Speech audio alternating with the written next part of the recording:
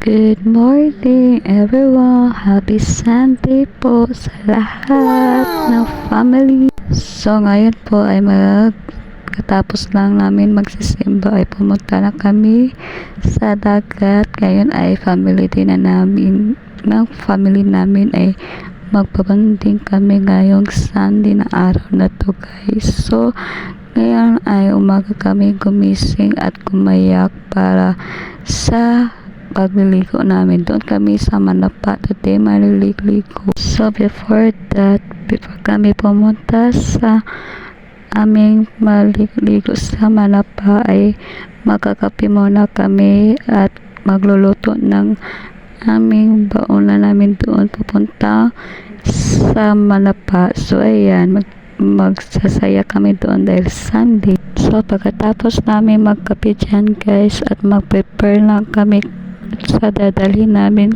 sa Manapa. So si mama ay magluluto at kami ay mag-prepare. So ayan, nandito na kami sa sasakyan, nag-prepare, naglagay ng mga dapat lalagyan dito sa sasakyan. So ito na kami guys, nag-waiting na at nag-waiting na kami sa iba, nakalagay na kami sa mga dadalhin namin doon sa Manapa. Doon kami maniligo guys dahil maganda at mahangin. So ayan, malapit na kami kompleto dito at mag-waiting na kami. So alas 10 ng umaga dyan guys dahil hindi pa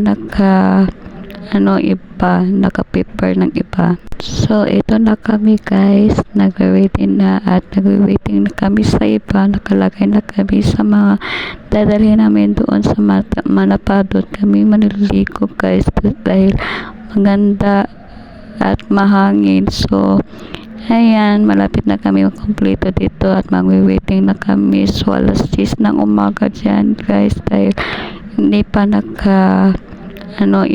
naka-prepare ng iba. Ngayon lang kami nakabanding ng ganito guys. So ayun, nagkaayayaan kami nga pumunta sa dagat. So yun, pagka Sunday, ayan, nagtatapok na kami dito. Walang absent sa amin. Pupunta kami sa Manapa. Doon kami maliligo. Ayan, kompleto na kami guys. Ayan, papunta na kami sa Manapa. So ganito kami kaingay guys sa van at masaya at papuntang Manapa. So maingay kami dyan nga that time guys. Ayan, masaya kami kahit hindi kami kompleto po. Kahit hindi kami kompleto guys, at least magsaya kami. Ngayon lang kami